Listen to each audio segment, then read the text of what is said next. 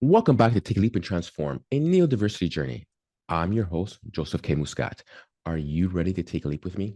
In the past interviews, I've chatted with guests about their neurodivergencies and some of their late diagnoses. Today, I bring one such guest who will share with us not only her late diagnosis and how this led to her workplace advocacy. I had the pleasure of meeting Niina when she attended one of my keynotes, which was organized by her employer.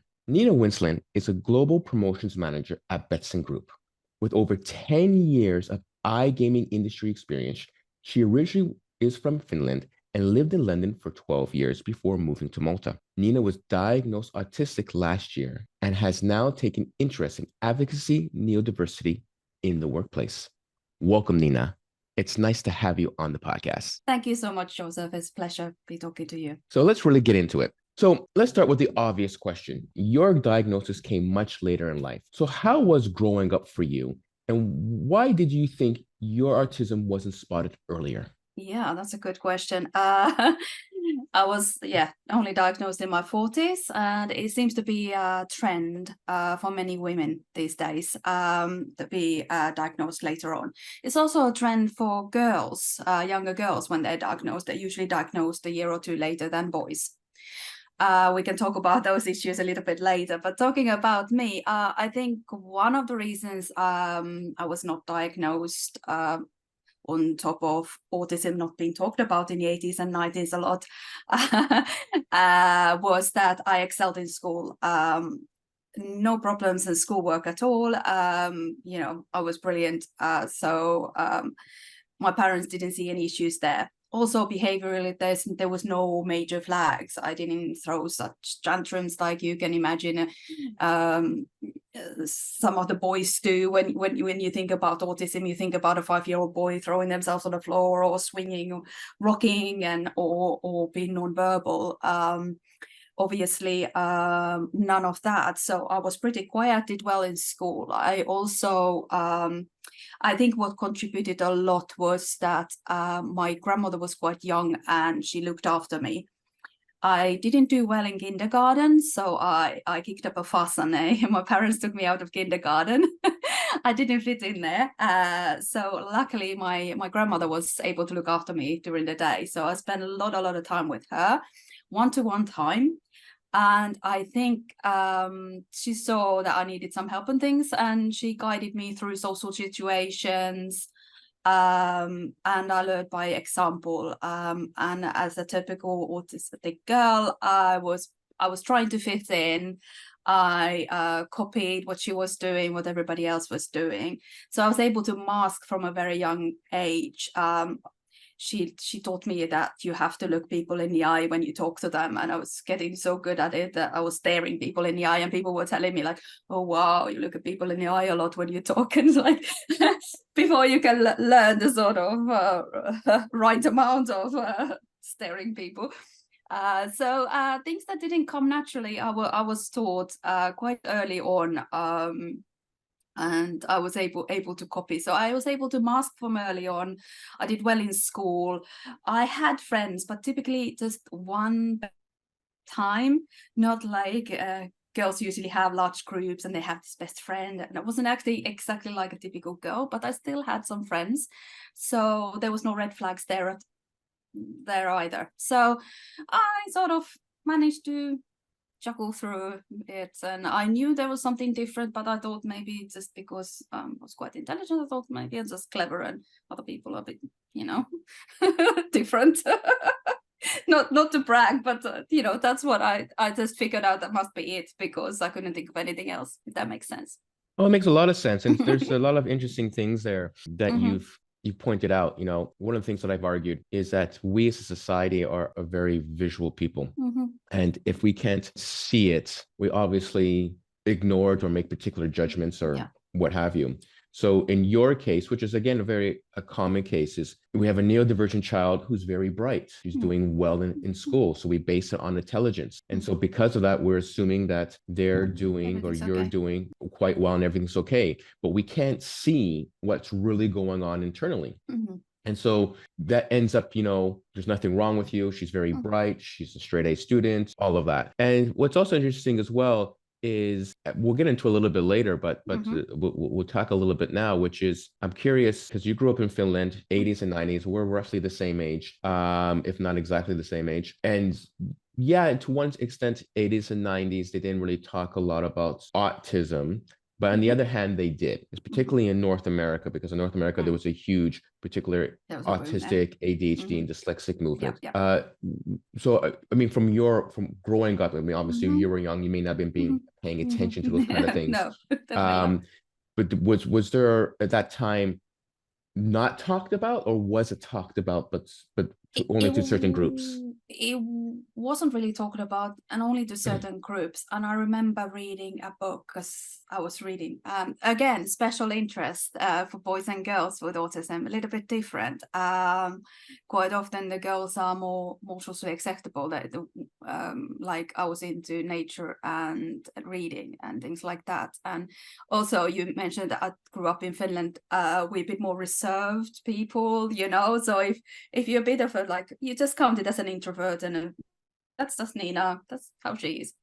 So yeah, I remember reading a book about an autistic boy, and it was very like and that kind of things. And things were not discussed, but they were coming to the surface that there is something going on, but definitely not discussed. That was something that would be diagnosed at the doctors or school, unless you, like I said, you had severe behavior or developmental problems or learning problems. I think not at that point. And what's also interesting too is, is that you had a family member, your grandmother, who took care of you. You had that one-to-one interaction. Yes. And from what I've, very crucial. And from what I've seen, from what I've read, and from what I've known, is that one-to-one aspect, particularly for a neurodivergent child, is so crucial, where it can help shape that individual and give them the guidance that they need. And the other aspect too, which again, it's a very common trait, and it's what came first, right? Is it an evolutionary thing? Is it a behavioral thing, or is it a combination of both? Which is young girls and women are very good at imitating behavior, particularly when they are of autistic neurodivergent standards. And much better than boys. Exactly, I was about to say much better than boys. And of course, again, is it evolutionary? Is it behavior? Because boys are supposed to be loud and obnoxious and behave in a particular way, and girls are supposed to be little ballerinas and princesses. I think there is more pressure for girls to fit in and be more social. That's just general society expects you. So I think there's maybe that expectation, and maybe there is something evolutionary there as well. The differences between boys and girls. Yeah, and that's part of the reasons why that's potentially girls get missed a lot in regards to diagnosis and so forth. Again, there's that visual thing. Boys are, let's say ADHD, they're loud, obnoxious, or autistic, having that's potential non-stimming, what's the word I'm looking for? Outburst, meltdown. That's what I was looking for. Versus girls, tend to be more internalizing things. So that's really interesting. So you had your diagnosis a year ago. So what led you to acknowledge that perhaps you are autistic and deciding to get that diagnosis? I actually happened to watch a TEDx talk on YouTube about autistic women, and it just clicked. I had this light bulb moment, like, oh wow, that explains my whole life. And I started looking into it, and it started making more and more sense. And I talked to my husband, and he said, yeah, I guess makes sense. I took an online test. I was over the limit of you should get tested. And that's how it all started. Yeah, basically by chance happening of seeing somebody talking about how autistic women are different, and what it means to women to be autistic. Yeah, really interesting. And one of the things when we talk about late diagnosis, particularly you being in your 40s, which I think it's okay for me to say, since you already acknowledged it, right? Go ahead. I'm not in my 20s anymore. I mean, there's often this trauma in regards to having a late diagnosis, and and going through this mindset, if only I had known earlier. Did you see yourself going through that cycle? No, to me it was more like relief, and I was really happy, and sort of everything made sense. I do wish that I've learned in my 20s, entering the adult world. I moved countries from Finland to England. I studied, I had jobs, it was a very stressful time, and I had a lot of anxiety. And like many of the autistic, the anxiety and stress comes in cycles often. And yes, when you go to the doctors, like, okay, well, you're doing your PhD, of course it's stressful. It's like, yeah, but it doesn't feel stressful. There's something else going on. So yeah, you just get treated for the symptoms, and you don't really get to the bottom of it. So I think for adult life, yeah, I think I wish I was diagnosed in my teenage years or early adulthood. But looking back as childhood, I think it's maybe better that I wasn't diagnosed, so I didn't have an excuse. I know Temple Grandin talks about this a lot. If you know her, American advocate, and she's written books. There's a movie about her life. She's absolutely brilliant, and she is saying that these days, when you get labeled with autism, for example, then you have an excuse. You don't go to mainstream school. You don't get to do this. You're held back at home. And what we really need is the exposure. It's very, very hard for us. It's stressful to be out there doing things. But that desensitizes us and gets more, get us out there, and prepares us to adult life, basically. Because there is a lot of support during school year as well, depending on the country. But there's at least some support when you're a young person and maybe during school years. But then you hit adulthood, and suddenly the support stops, and you have this big transition to adult life, and that's when you need support. And if you haven't been exposed to just normal, like going shopping, talking to people, maybe doing little jobs, being responsible, being on time, how to behave in normal situations, everyday life, it makes it harder and harder. So I think I was lucky that I had my grandma's and my family's support, and I went to mainstream school, and I was able to manage as a young person then in the sort of standard system. And yeah, I think it worked out okay for me. So I don't regret not being diagnosed as a child, but maybe some point in my adulthood would have been useful. Well, that's interesting. A lot of what you said there in regards to that, I totally understand and agree with based on particular circumstances. I mean, exactly. For you, I mean, that's your lived experience. For others, the lived experience could be completely different. Others might need more help during younger years. Yes, definitely. This is just for me. And not only that, though, whether they need more help or not, I think as well as the aspect of one, becoming aware and knowing what you need, and two, the school system, let's say, or the parents becoming more aware, knowing, having that knowledge to better support you and help guide you to be able to develop those skills and socialization capability of fitting into and preparation for adulthood.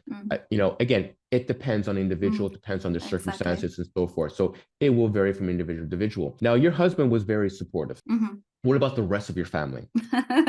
Mixed results. They are supportive, but obviously the first reaction is no, you're not. You don't look like autistic. You don't behave like autistic. No, can't be. That comes a lot, So once it's still new to you, and you're going over this hurdle to actually coming out and saying it, and you get that response, it's a bit disheartening and discouraging. But once you explain what it means, maybe give some links to YouTube videos of other women that are autistic. No, everybody's been very supportive and accepting. I have to say I've been lucky. I haven't had any issues at home or at work yet. Not yet. Fantastic. So I want to touch now. You, like me, are fellow immigrants living in Malta. And in fact, you're twice immigrant because you lived in the UK for a number of years before coming to Malta. And so we both have a variety of different lived experiences. And so I want to talk to you about a number of things here. And let's start off with getting your diagnosis. Was the multi-system groups and culture supportive in you getting that diagnosis? I couldn't find any support. Maybe I wasn't looking in the right place, but I definitely didn't find it. I tried to contact the Autism Society, not even email back. I didn't get any reply. I looked around, I talked to my GP, nothing. So eventually I gave up and went to Finland privately to get my diagnosis because I felt it was important. I thought I could possibly live without it, but I thought I personally needed that piece of paper. So you found the multi-system quite not supportive. Was it because there was a lack of knowledge? Was there a stigma? Was there the aspect of, psychologists? Because I know from my experience, I was able to call around and find one or two or three psychologists who could give me a diagnosis for my late diagnosis of dyslexia. But then there was no after support, which is another type of discussion. You didn't find I couldn't even end diagnosis because I wanted somebody that knew about diagnosing adults and especially adult women. I couldn't find anybody like that. They mainly do diagnosis for young people, children. So that's why I went to Finland, because I wanted to make sure that they knew what they were looking at and talking about. Yeah, I found the same thing. It was mainly geared towards kids than adults. Yes, that tends to be the general trend. Hopefully, in the next few years, with the new added awareness and development in the neurodivergent community, that there's going to be more adult geared diagnosis. Time will tell. Now, with that said, let's pause here for a moment because I want to compare or do a little bit more of a deep dive in the comparison between Malta now and Finland. So how did you find in that regards, because we have the privilege of being from different countries to make that comparison, how would you compare the Finland system and its cultural supports and testing in relation to Malta? Much better. There is great systems in place if you go public or private. Obviously, because I don't live there, I can't go public. I had to go private. But there is informations. There are associations and groups that you can get immediate response and recommendations. There is support groups. I didn't find that big stigma. I haven't worked in Finland, and I don't know what the working environment would be. So that might be an issue, actually, disclosing at workplace. But I doubt it, because otherwise it is quite open. So I didn't see any issues. There are so great support, and there might be some after COVID. I think all countries are full. The doctor's offices are full, and getting any mental help is hard.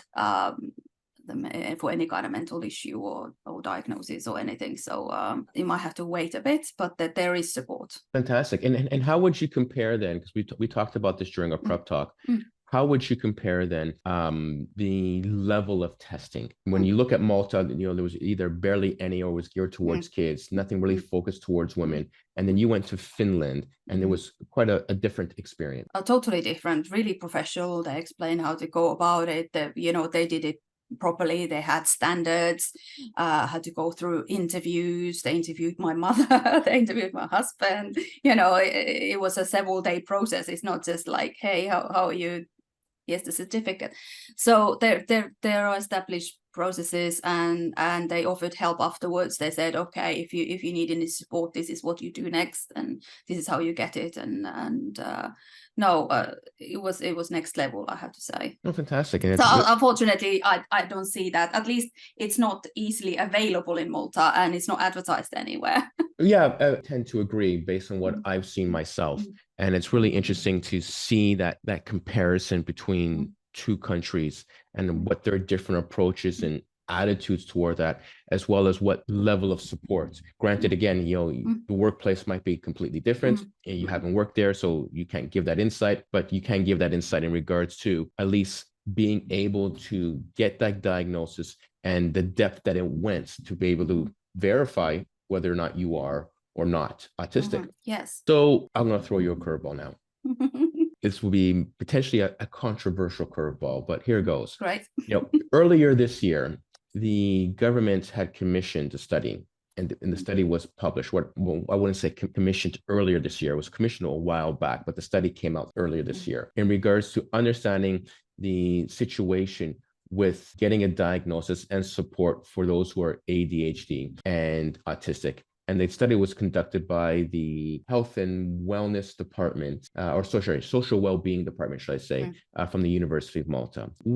From what we discussed, what are your thoughts on the findings? Well, to me, it was kind of obvious conclusions. If you look at it internationally, this is what's been done in other countries, and I'm not sure if I could call it a study. It was kind of a review of stuff. Yes, I mean, they highlighted the right points there, how hard it is to get diagnosis, especially for adults, long waiting times for children. And what I agree that there needs to be maybe a clinic where you can go to. That's so surprising that there isn't one like a place center for neurodiversity or related issues, that you can go and you have expertise there and you know where to go and you get the support there, long-term support, diagnosis, help, advice. And this center can then advocate as well. They could raise awareness, provide information, support families,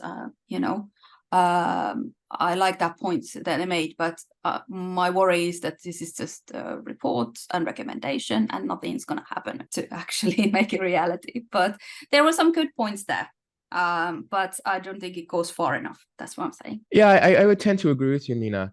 I mean, from a public awareness aspect, it was good. It's a good start. It was a good start. For those of us who are already in the neurodivergent community, as you stated, it wasn't new information. We already knew this. Yeah, exactly. For the government, they need to know. They're most likely unaware. For the general public, again, unaware. They needed to know.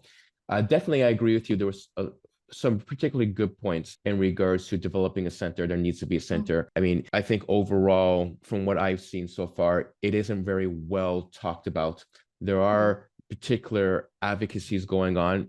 It's more geared towards children than it is geared towards recognizing that it is not just a childhood problem, but it's actually a lifelong, I wouldn't say a problem, it's the wrong word to use, but a childhood way of doing things that grows up to being an adult way of doing things. Yeah, well, and it's about recognizing and supporting that. The report that did highlight the aspect that there is a bit of, what's what I'm looking for? Yeah, let's say discrimination or lack of awareness in regards to adult diagnosis. And in particular, in that regards, there was the comment in regards there needs to be more research in regards to women, which there is a need to be more research. The research has already been done. It's been acknowledged. Yeah, I can quote a lot of stuff actually, but yes, I agree. There's so much coming out now.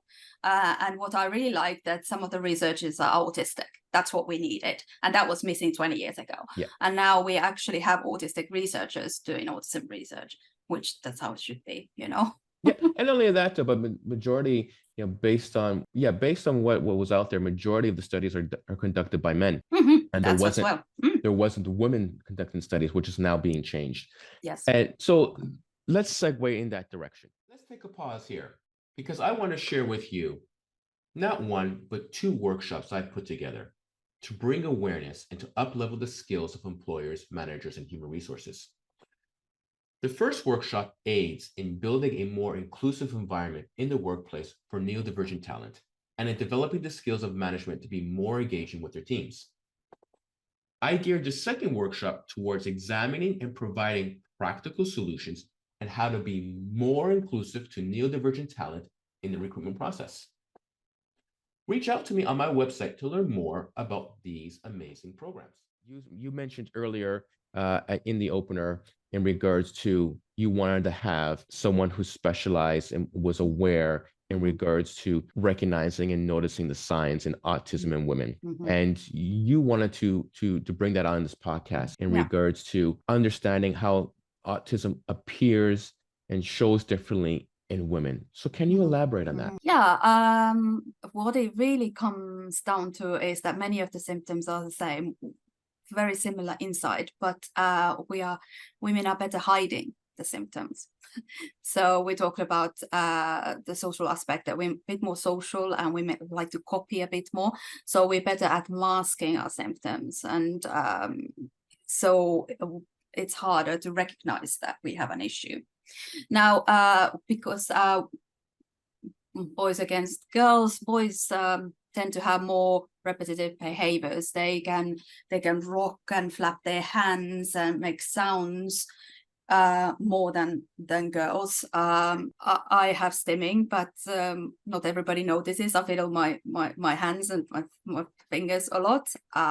When I was younger, and I still do, I'll bite my inside my cheek, so I rub my tongue, so actually lose the skin of my tongue. But nobody would notice that, right?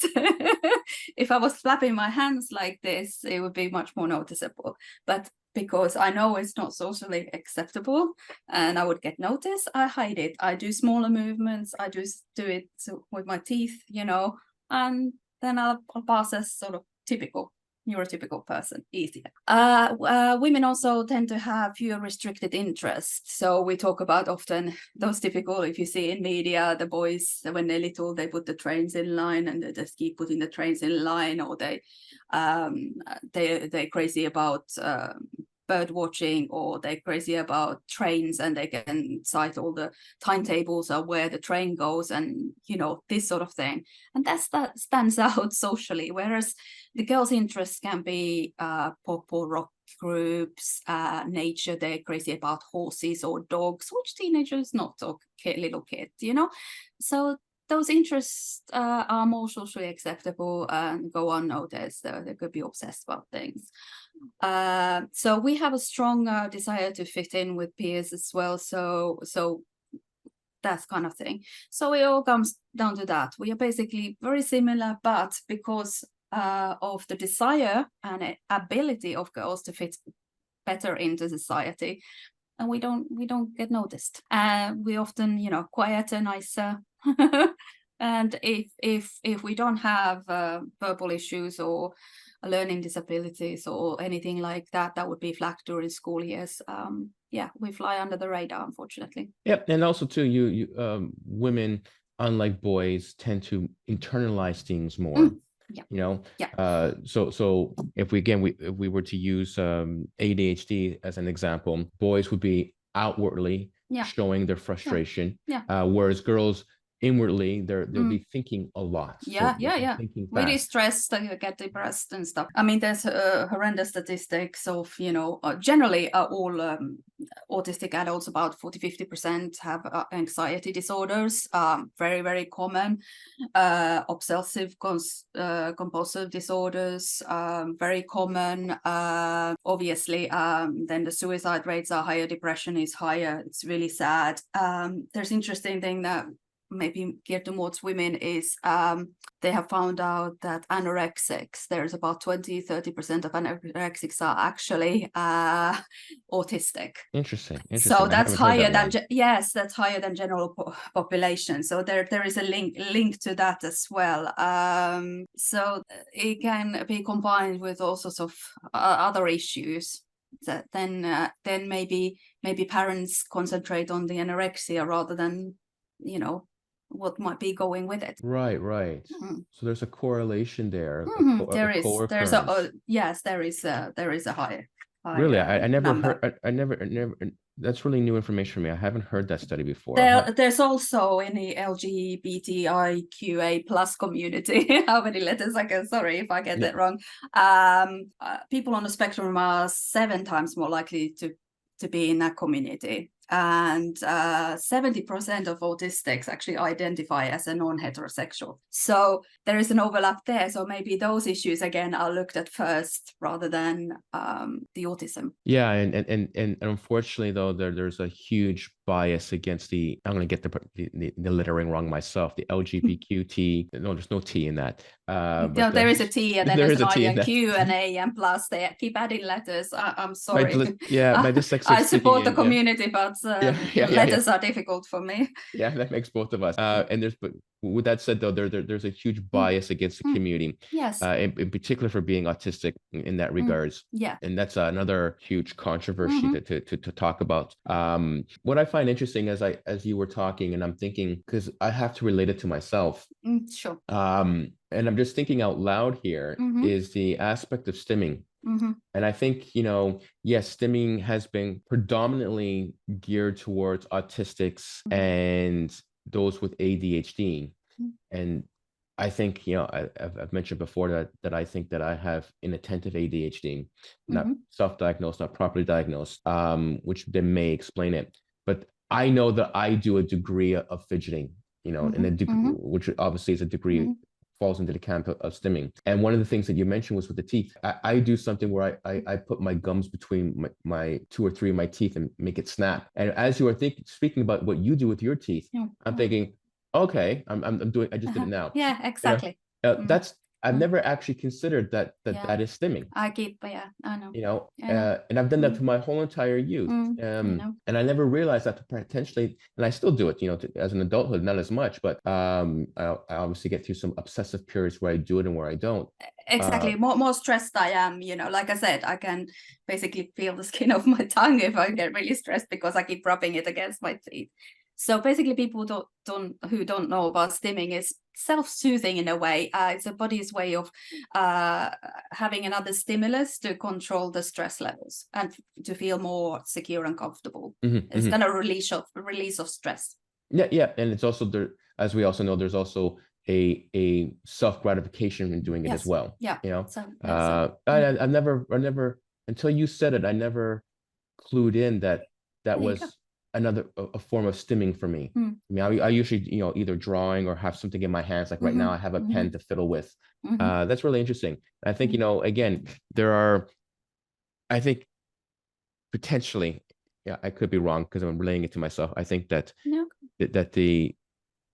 there is a stimming factor in through all different types of neurodivergence. Yes, I'm sure.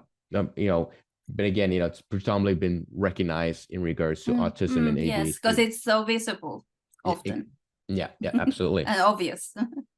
Yeah. It's interesting. I like I said, it just occurred to me when you said it. So that was really interesting. Yeah. So there's definitely a lot in regards to women that are not properly recognized and not properly talked about. And now there's the awareness and there's more advocacy for that. And hence why we're starting to see, in your case, a lot of late diagnosis. And there needs to be more of that awareness and more of that understanding.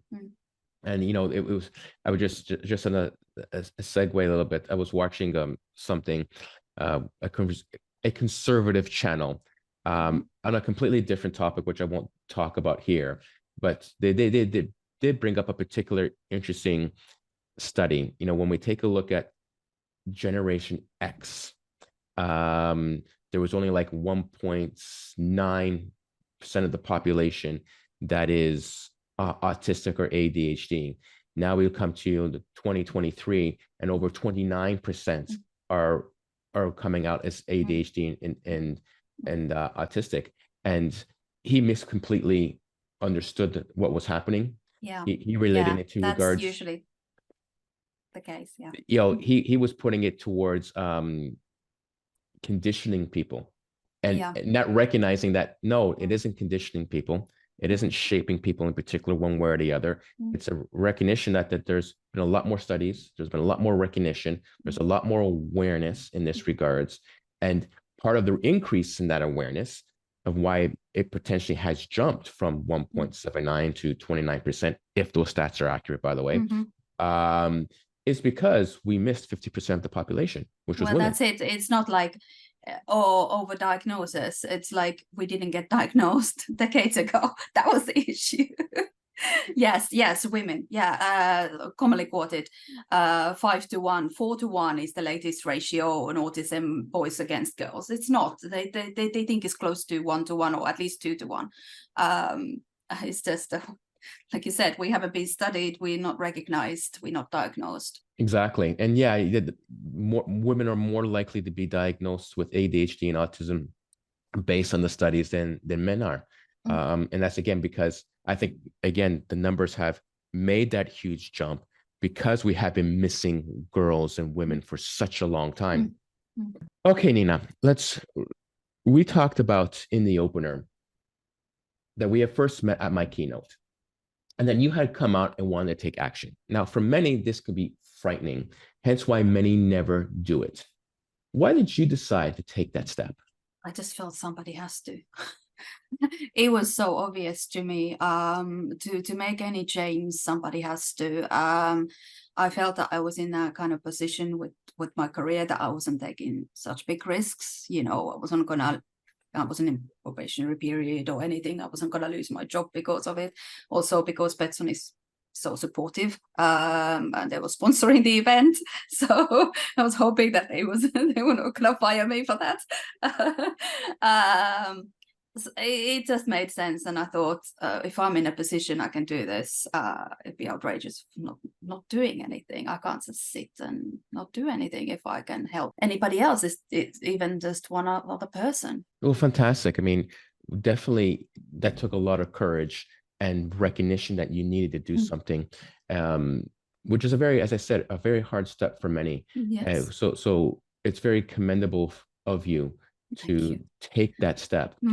I understand it's not for everybody, and I don't want to push anybody. I'm not saying, oh, everybody needs to do this, but who can should. Oh, absolutely. Not everybody can, and those who can should. And obviously, you know, seeing the example of you as being that particular example will hopefully inspire others to be able to take that step in their workplace.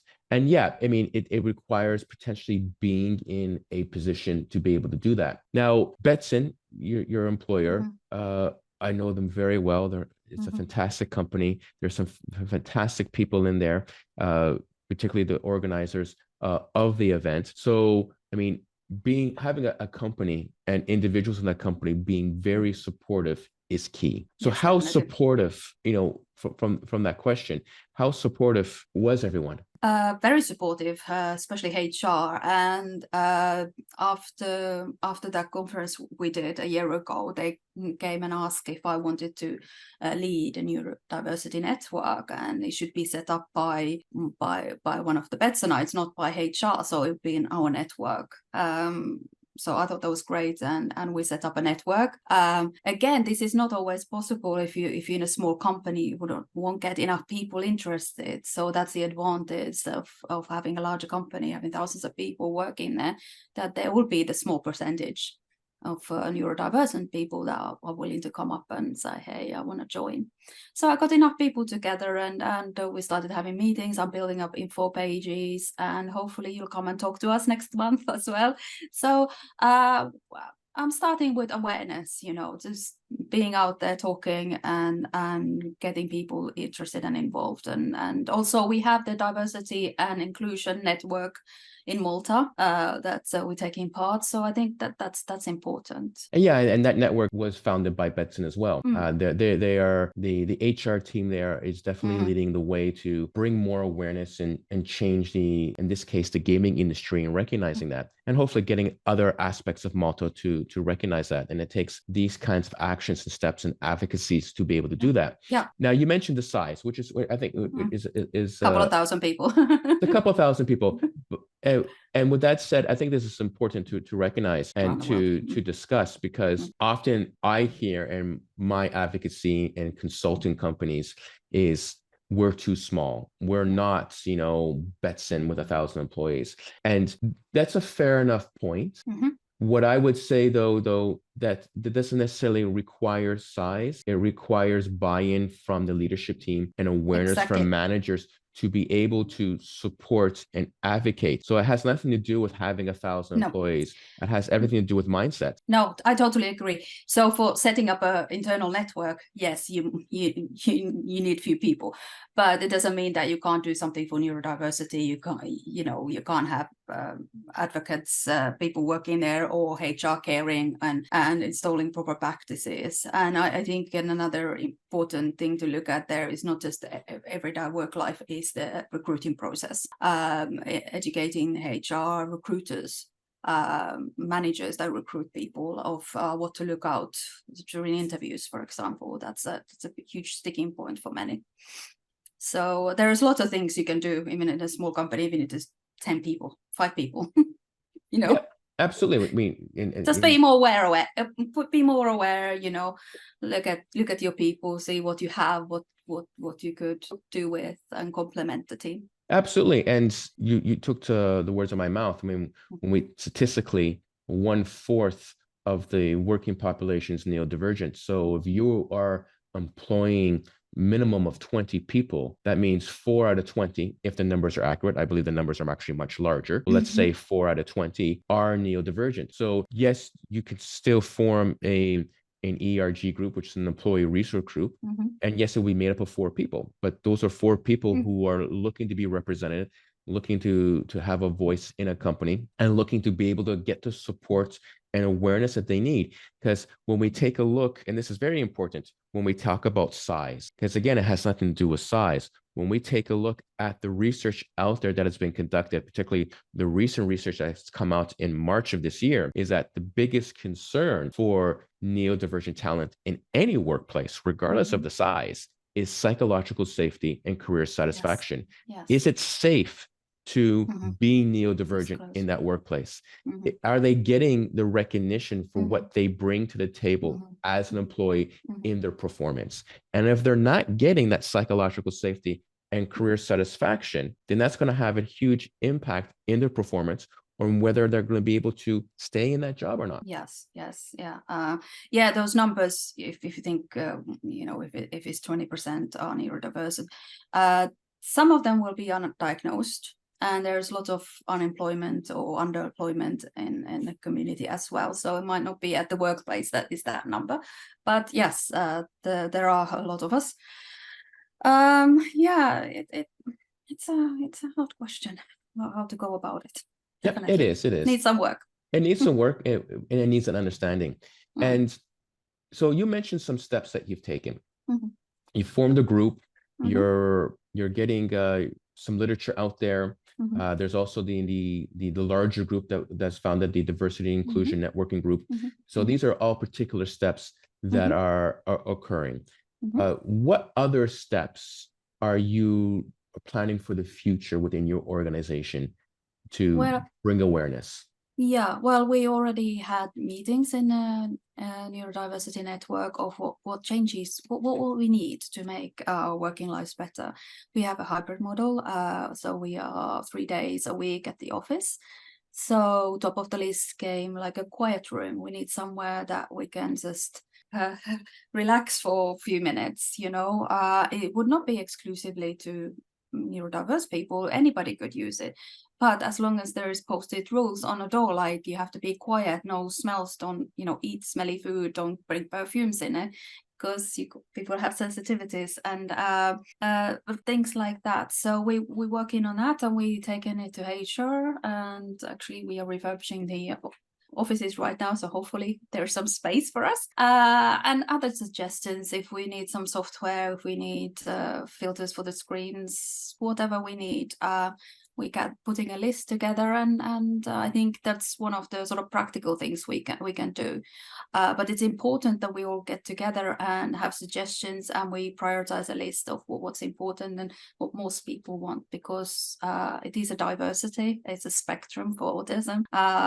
So we have our different needs. So we need to discuss that, what's important and what would make sense in a workplace setting, and what are those individual needs that we could just talk to our managers and HR directly about, so that we don't need to have a whole company involved. So it's basically there's a practical support. I was sharing an app that will help you with time management and stuff. So we just come up with things like, hey, I do this, or I have brilliant earplugs. I say these help because you can still talk, you can hear, but you get the background noise reduced. So this sort of practical help and advice and just support. And people come up to me and say, hey, it's just great to be able to talk to another neurodivergent person, that you're at my wavelength and I can just be myself, for a couple of minutes over coffee. I don't have to mask, and you get what I'm talking about when I say, like, I hate people walking behind me, and this sort of simple things that happens in open office. So I think it's just important to find other people, discuss what needs are and how we can go about it. It's not really rocket science. I totally agree. And it's really amazing the work that you guys are doing there. And that brings up an interesting question. Because you stepped up a year ago, certain actions have been taken in place. So how many, since you've spoken up, how many others have come out, joined the group? And as well, how receptive has been the rest of the company, in particular, the education and steps managers have taken to support their various team members? Well, my personal manager is very, very supportive. HR has been supportive. I've got, I think there's over 20 of us now in the network, and I have interest outside of that. There's also people, neurotypical people joined in that want to know more about the issue. So slowly we're getting momentum. Obviously, I'm doing this on top of my normal work, so it's taking longer than I would like to, because things can get a bit overwhelming. So executive function things, we have issues with neurodivergence, so I have to have things set away and list things and have priorities, and I flop if I have too much to do and sleep 12 hours, but we're trying to manage. So I would like things to move faster, but at least they're moving along and go in the right direction. So we're working on it. And I have to say the response has been really good. There's been support. I haven't found anybody against it yet or saying anything horrible to me, but maybe they do behind my back. I don't know. But I so far, highly so doubt that. good. I haven't felt like I should give up. Let's say that. I've been encouraged that I want to do more. Fantastic. That's really, again, really amazing, and it's really great to see a supportive organization. And I'm quite taken aback that it's grown to 20 people. That is really fantastic. So, what's what I'm looking for here. One, it's a clear indication in regards to the number of talent who are neurodivergent in the workplace. It's also a clear indication of the need of being able to have that support group. And as you mentioned, that, being able to talk to another neurodivergent and not feel the need to mask or have a conversation where there's complete understanding, and may not have all the answers, but you're able to relate. I think that's crucial. Absolutely. Now you mentioned the networking group, and I know through our conversations and what we've done together, Betson is trying to have others form ERG groups. How is that going? Slowly. Slowly. like I said, but hopefully once we get the word out there and the DNA group will, spread the word to other companies. I have a couple of people outside Betson contacting me and say, hey, want to do this, want to join your network. So that's very, very positive. And then some of it came out of my talk at the iGaming Next in June, what we did. So that was very, very good boost. So we will get there. Yeah, it's a slow process. But, I know, but networking is not something that neurodiverse people are really excelling at usually. So it's fun when you say first thing, you're like, okay, join a network. It's not really what we want to jump into doing. Understandable. I've been there, and I've grown into it. And yes, it's slow. There's no doubt about it. It's slow. It's frustrating. With that said, though, we knew it would be slow, especially because this is completely new, and there's a whole debate about, this is a job. You need to do your job, and that's not the question. Of course it's a job, and of course they need to do the job. It's just, what are the barriers that are in place that are preventing them from being able to perform and do their job, and removing those barriers. And it's getting them to understand that and move in that direction. So I have a two-part question for you now. Let's first start off with, what advice would you give to fellow neurodivergents who want to and is ready to take action in the workplace? Okay. So as long as you're sure, because something you can't really take back once you come out. So once you decided to do that, I would say talk to your manager and colleagues, immediate colleagues that you trust. Take 1 or 2 people at a time, have a little chat with them, and maybe HR as well, and see how they respond and how you feel about talking about the subject. Start with something like that, and then expand slowly the awareness and coming out. I wouldn't go shouting from the rooftops, or maybe you want to do that, but I don't see that as being suitable for most of us. Another thing, these networks we talked about, join a support group network, even the just a diversity and inclusion network, you get more info, you get support of what other people have done and how they come about, and you never know, maybe you have another neurodivergent in your team and you meet in one of these meetings, but you never talked about it. It's surprising. So support might be coming closer you think. So when you start talking about it, people start coming up to you and saying, hey, it's actually interesting, maybe I am one too, or I am one too. So I highly encourage coming out if you feel that you're ready. And if there isn't a network group, I highly suggest that you form a network group, because that way you'll start to develop that network for yourself and for others in your organization. But in Malta, the Diversity and Inclusion Network is for everybody. It's not just for pets. On that's meeting a couple of times a year and the information going out. You're part of it, so so that's something outside the company you could join, and then that will help you to form maybe a network in your company. Fantastic. Absolutely fantastic. That's a great piece of advice right there. So then the second question, Niina, is what advice would you say to businesses that are either receptive or not receptive to an employee who's ready to advocate for their neurodiversity in the workplace? Information, awareness. Always start with that. If you're interested, find out more. You have these networks and this information now available. Obviously, contact you. You do great talks and workshops and things like that. So there is help out there if you're interested doing it. And I think for HR and company, as long as you're open and make it clear to people that you're okay about it and you're supporting and promoting it, people come to you and open up. I think it's much easier for people to be open, and they come and say what they need and what they think, and then you can support them better. So I think awareness, information, being open about it, and being just very curious. You don't need to have all the answers. It's just I think it's more of a dialogue with people. Absolutely. Curiosity is definitely the key to this aspect, and information. I totally agree. And I didn't pay you for that plug, but thank you. Nothing there, it's an obvious answer to me. But yes, it is diversity. It's a spectrum. So not one thing fits all. I think you just need to be open about things and ready for dialogue and supporting people. Fantastic. So lastly, Niina, if anyone wants to reach out to you and how to bring change in the workplace, how can they connect with you? Possibly easiest is via LinkedIn. You can find me there, connect, and I'll be happy to talk to everybody that's interested in the topic. Amazing. Well, Niina, as you know, this has been a year in the making, and we finally accomplished it. Yay.